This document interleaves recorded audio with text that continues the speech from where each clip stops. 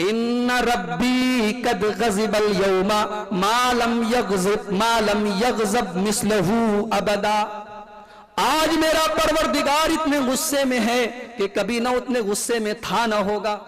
آج اللہ تعالیٰ بہت غصے میں ہے، اور میں نے اللہ کے حکم کی ایک نافرمانی کی تھی۔ جنت میں اللہ نے مجھے منع کیا تھا درخت کے پاس جانے سے، میں درخت کے پاس چلا گیا تھا، میں نے اللہ کے حکم کی نافرمانی کی تھی، میں اللہ کے پاس نہیں جا سکتا۔ نفسی نفسی نفسی، مجھے اپنی فکر ہے، مجھے اپنی فکر ہے، مجھے اپنی فکر ہے۔ ایسا کرو تم لوگ نوح علیہ السلام کے پاس چلے جاؤ۔ لوگ آئیں گے نوح علیہ السلام کے، اے نوح، آپ اللہ کے پہلے رسول ہیں دنیا میں، اللہ نے آپ کو عبدن شکورا کہا ہے، آپ اللہ کے بڑے جلیل القدر پیغمبر ہیں۔ اے نوح علیہ السلام، آپ دیکھ رہے ہیں کہ ہم کتنی پریشانی میں ہیں، اے نوح آپ اللہ تعالیٰ سے ہمارے بارے میں سفارش کر دیجئے۔ نوح علیہ السلام جواب دیں گے، ہے لوگو، آج میرا رب اتنے غصے میں، کبھی اتنے غصے میں نہیں تھا، نہ ہے نہ ہوگا، نہ ہوا ہے نہ ہوگا جتنے غصے میں آج ہے۔ اے لوگو، ایسا کرو، دیکھو مجھے اللہ نے ایک دعا دی تھی، اللہ نے ہر نبی کو ایک ایسی دعا دی جس کے قبول کرنے کی گارنٹی لے لی، تو نوح علیہ السلام کہیں گے اللہ نے مجھے ایک دعا دی تھی، میں نے اپنی قوم کے اوپر بد دعا کر کے اس دعا کو ختم کر دیا، اس دعا کو استعمال کر لیا۔ ایسا کرو تم ابراہیم علیہ السلام کے پاس چلے جاؤ۔ ابراہیم علیہ السلام کے پاس آئیں گے، اے ابراہیم، آپ اللہ کے خلیل ہیں، اللہ نے آپ کو اپنا خلیل بنایا، رسول بنایا، آپ اللہ کے بڑے جلیل القدر پیغمبر ہیں۔ اے ابراہیم علیہ السلام، آپ ہمارے حالات کو دیکھ رہے ہیں، پریشانی کو دیکھ رہے ہیں، آپ ہمارے بارے میں صفات کر دیجئے۔ ابراہیم علیہ السلام بھی وہی جواب دیں گے، اے لوگوں، میرا رب آج اتنے غصے میں ہے، نہ کبھی اتنا غصہ تھا اس کو، نہ کبھی اتنا غصہ ہوگا۔ نفسی نفسی نفسی، مجھے تو اپنی فکر لگی ہے، مجھے تو اپنی فکر لگی ہے، مجھے تو اپنی فکر لگی ہے، میں نے زندگی میں 3 جھوٹ بولے تھے، اس لیے میں اللہ کے پاس نہیں جا سکتا۔ اب یہاں ایک بات بتانے جا رہا ہوں، اس کو قاعدے سے سنیے گا۔ ابراہیم علیہ السلام نے کہا کہ میں نے زندگی میں 3 جھوٹ بولے تھے، وہ کون کون سے 3 جھوٹ تھے؟ ابراہیم علیہ السلام اپنی بیوی سارہ کو لے کر گئے، ایک ظالم بادشاہ کے پاس سے گزر ہوا، ابراہیم علیہ السلام کو پتا چلا کہ بادشاہ کو اگر معلوم ہوتا ہے کہ کوئی اپنی بیوی کے ساتھ آ رہا ہے تو شوہر کو قتل کر دیتا ہے اور بیوی کی عزت لوٹ لیتا ہے۔ تو ابراہیم علیہ السلام نے کہا کہ ہاذہی اختی، یہ میری بہن ہے۔ یہ پہلا جھوٹ ہے۔ دوسرا جھوٹ کب بولا تھا؟ جب ابراہیم علیہ السلام نے قوم کے بتوں کو توڑا تھا اور قوم کے لوگوں نے بعد میں ان کو بلوایا اور کہا کہ کیا تم نے توڑا ہے؟ تو ابراہیم علیہ السلام نے کہا کہ نہیں، بل فعلہ کبیرہم ھذا، بڑے والے نے توڑا ہے۔ یہ دوسرا تھا۔ اور تیسرا کون سا تھا؟ جب ابراہیم علیہ السلام کو قوم کے لوگ بولے کہ چلو میلے میں چلو، تو انہوں نے کہا انی سقیم، میں بیمار ہوں۔ یہ 3 جھوٹ تھے۔ ایک بات بتاؤ، نبی جھوٹ بول سکتا ہے کیا؟ بھئی جھوٹ تو ایک ایسی چیز ہے کہ عام انسان بھی جو نیک ہوگا، پرہیزگار ہوگا، وہ بھی جھوٹ نہیں بولے گا، تو نبی کیسے جھوٹ بولے گا؟ لیکن حدیث تو بتا رہی کہ ابراہیم علیہ السلام نے 3 جھوٹ بولا۔ یہ جھوٹ نہیں تھا، یہ بات آج یہاں سے آپ نوٹ کر کے جائیں، اس بات کو دماغ میں فٹ کر کے جائیں۔ ابراہیم علیہ السلام نے جھوٹ نہیں بولا تھا، اس کو بولتے توریہ، بظاہر جھوٹ تھا، حقیقت میں جھوٹ نہیں تھا۔ اب آئیے ذرا سا تینوں کا جائزہ لیتے ہیں۔ ظالم بادشاہ کے پاس سے گزر ہوا، اب وہاں اپنی جان بھی بچانی ہے، بیوی کی عزت بھی بچانی ہے، تو وہاں ہاذہی اختی کہا، یہ میری بہن ہے۔ اب ایک بات بتاؤ کہ اس وقت پورے روئے زمین پر ابراہیم علیہ السلام مومن تھے اور ان کی بیوی سارہ مومنہ تھی، تو ایمانی رشتے کے اعتبار سے دونوں بھائی بہن ہوئے کہ نہیں ہوئے؟ اگرچہ میاں بیوی تھے، تو غلط بات تو نہیں کہی تھی انہوں نے، ہاذہی اختی کہا، تو ان کا مقصد کیا تھا کہ سارہ میرے دین کے رشتے میں، اسلام کے رشتے میں، توحید کے رشتے میں میری بہن ہے، لیکن سامنے والے کو دھوکہ دینا تھا, سامنے والے کو یہ سمجھانا تھا کہ میری بہن ہے. قوم کے لوگ بولے چلو میلے میں چلو. ابراہیم علیہ السلام بولے میں بیمار ہوں. قوم کے لوگوں نے سمجھا ان کو بخار ہوگا, زکام ہوگا, سردی ہوگی, وہ چھوڑ کے چلے گئے. ابراہیم علیہ السلام کا مقصد یہ تھا میں تمہارے شرک کو دیکھ کر بیمار ہوں, میں توحید والا تم شرک والے, میں ایک اللہ کی عبادت کرنے والا تم سینکڑوں بتوں کی پوجا کرنے والے, میرا دل بیمار ہے, میری روح بیمار ہے تمہارے شرک کو دیکھ کر. اور تیسری بات کیا تھی؟ قوم کے لوگوں نے کہا کہ بت کو کس نے توڑا؟ ابراہیم علیہ السلام نے کہا ان کے بڑے نے توڑا. کیا مطلب؟ ان سے بڑا میں ہوں, میں نے توڑا. دل میں مقصد یہ تھا کہ میں نے توڑا, ان سے ان کے بڑے نے توڑا, یعنی میں نے توڑا. اور سامنے والے کو یہ بتانا تھا کہ ارے دیکھو بڑے والے بت کے گلے میں ہتھوڑا رکھا ہوا ہے, اسی نے توڑا ہوگا. اور جب انہوں نے جواب دیا کہ ابراہیم یہ کیسے, یہ تو بول بھی نہیں سکتے, تو ان کو توحید کا پاٹ پڑھانا تھا. یہ مناظرے کا ایک طریقہ ہوتا ہے کہ غلط بات بھی پہلے سامنے والے کی مان لی جائے اور پھر اس سے صحیح بات منوائی جائے. یہ ابراہیم علیہ السلام نے مناظرے کا ایک فن استعمال کیا تھا. تو انہوں نے جھوٹ نہیں بولا تھا, انہوں نے توڑیا استعمال کیا تھا. لیکن چونکہ نبی تھے, پیغمبر تھے, ایسی بات بھی ان کی شان کے مناسب نہیں تھی کہ وہ ایسی بات بولیں کہ جو بظاہر جھوٹ ہو, اگرچہ جھوٹ نہ ہو لیکن دیکھنے میں بھی جھوٹ لگ رہی ہو, تو نبی کی شان کے لائق نہیں. اسی لیے قیامت کے دن وہ بھی پلہ جھاڑ دیں گے, کہیں گے میں نے 3 جھوٹ بولا تھا. کہیں گے موسیٰ علیہ السلام کے پاس, موسیٰ علیہ السلام کے پاس لوگ آئیں گے, اے موسیٰ اللہ نے آپ کو رسول بنایا, اللہ نے آپ سے ہم کلام ہونے کا آپ کو شرف بخشا, اللہ نے آپ سے بات کی. اے موسیٰ ہماری پریشانی کو آپ دیکھ رہے ہیں, تکلیف کو آپ دیکھ رہے ہیں, اے موسیٰ آپ اللہ تعالیٰ کے پاس ہماری شفاعت کر دیجئے. موسیٰ علیہ السلام بھی وہی جواب دیں گے, ان ربی قد غضب اليوم ما لم یغضب مثلہ ابدا. اے لوگو آج اللہ تعالیٰ اتنا ناراض ہے, نہ کبھی اتنا ناراض ہوا تھا نہ ہوگا. اے لوگو میں نے ایک انسان کا قتل کر دیا تھا, ما لم امر بقتلہ, جس کو قتل کرنے کی مجھے اجازت نہیں دی گئی تھی. قبطی کو مکہ مارا تھا نا, موسیٰ علیہ السلام نے ایک قبطی کو گھونسا مارا تھا, وہ مر گیا. ان کا مقصد جان سے مارنا نہیں تھا, انہوں نے غصے میں آ کے گھونسا مارا. باڈی بلڈر آدمی تھے, جسم ان کا ہائی فائی تھا, انہوں نے مارا, قبطی مر گیا. تو کہیں گے کہ میرے ہاتھ سے ایک بے گناہ کا خون ہو گیا, اس لیے میں اللہ تعالیٰ کے پاس نہیں جا سکتا. ایک کام کرو, تم عیسیٰ علیہ السلام کے پاس جاؤ.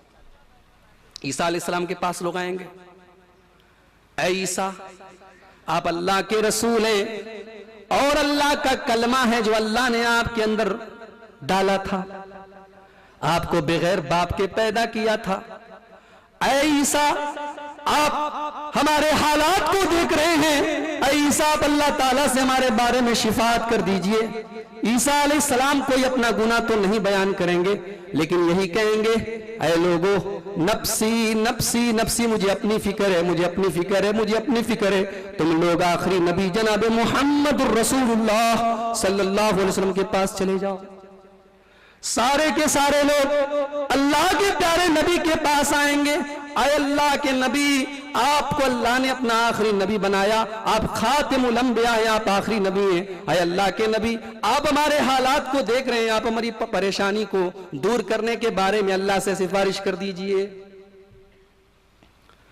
اللہ کے نبی فرماتے فآتی فانطلق فآتی تحت العرش, میں چلوں گا, میں عرش کے نیچے جاؤں گا, پھر میں سجدے میں گر جاؤں گا.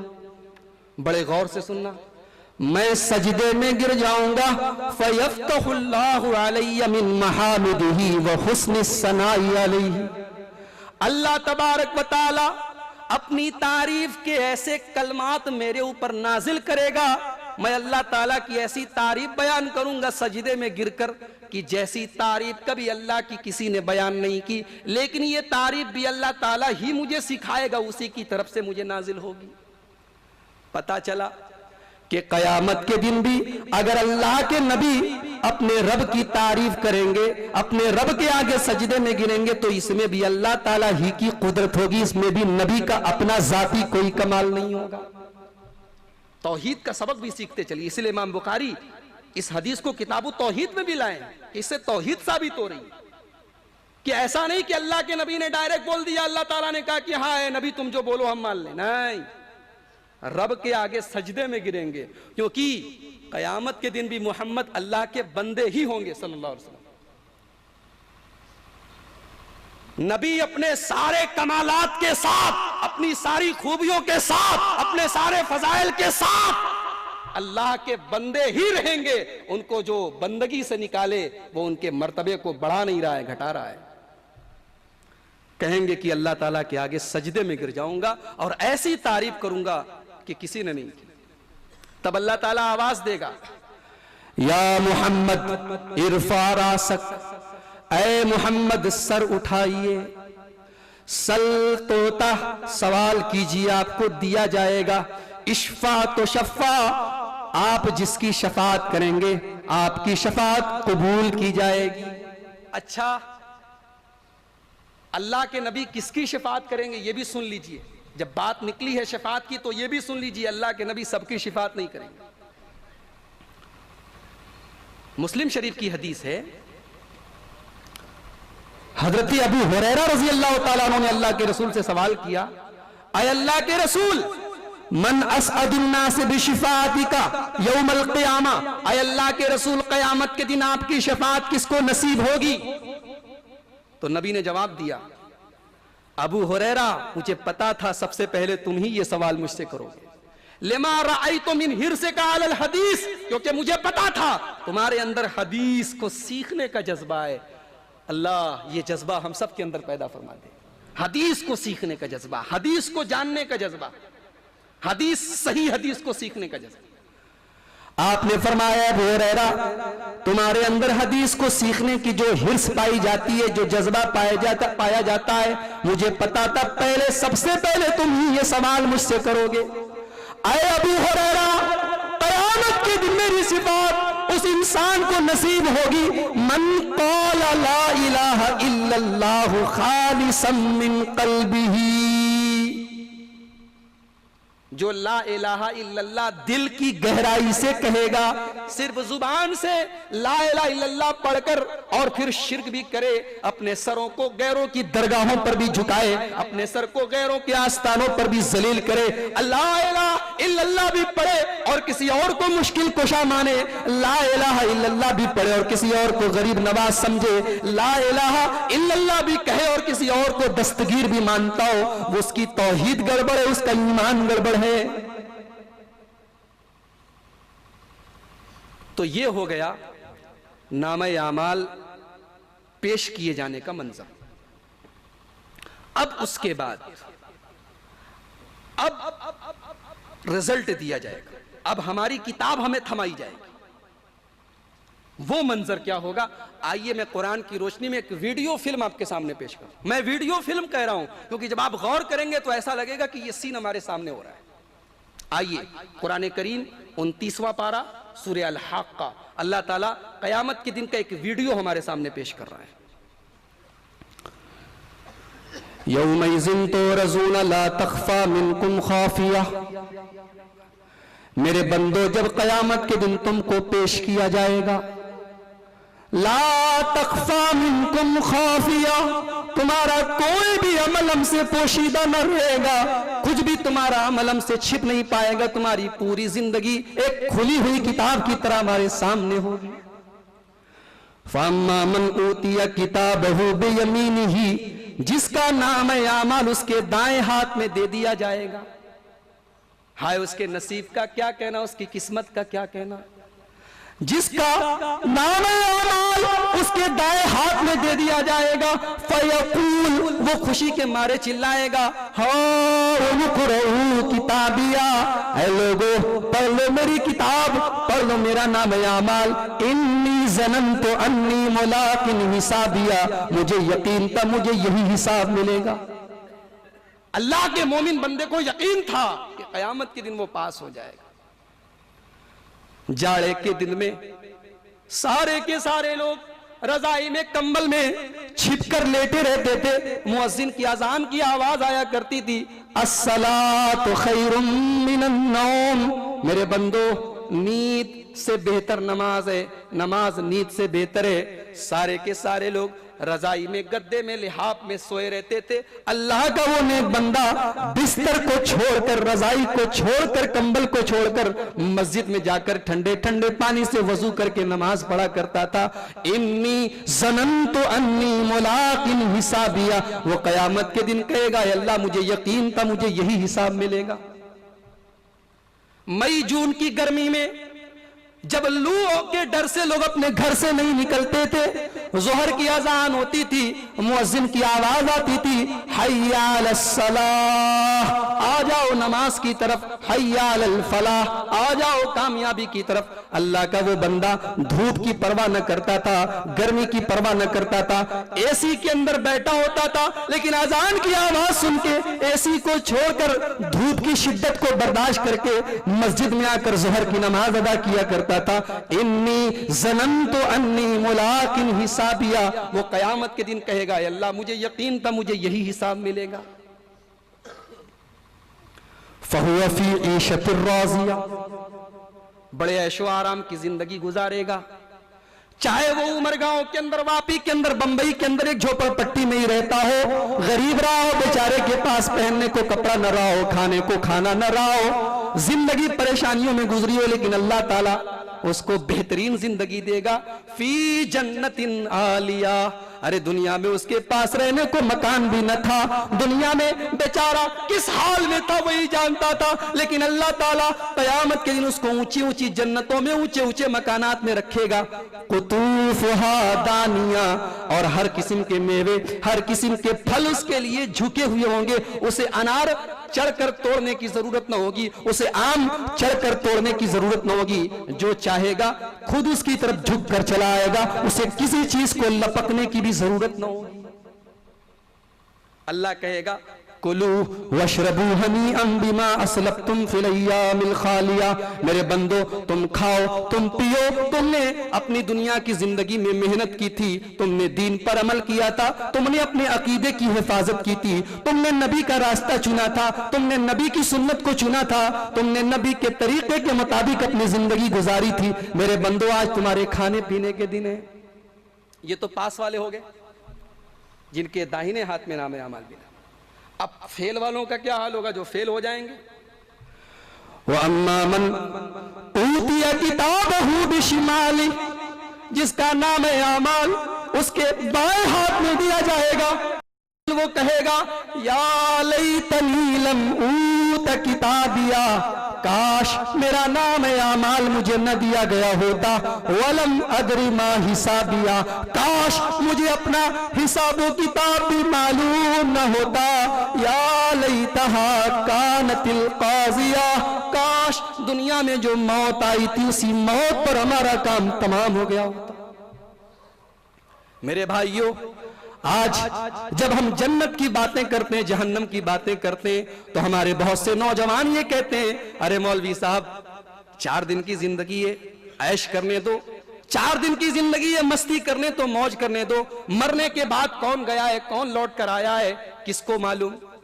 आज तो ये कह रहे हो, लेकिन कल कयामत के दिन जब बाएं हाथ में नामे अमाल मिलेगा तो हमारी ही जुबान से ये निकलेगा, या लैतहा कानतिल काज़िया, काश दुनिया में जो मौत आई थी उसी मौत पर हमारा काम तमाम हो गया होता, काश वहीं पर मर गए होते, काम खत्म हो गया होता, काश आज का ये दिन न देखना पड़ता।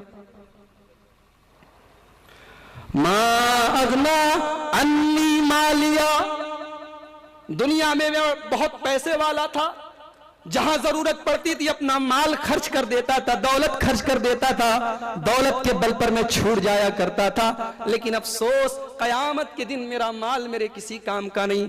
माँ अगना अन्नी मालिया, मेरा माल मेरे किसी काम का नहीं।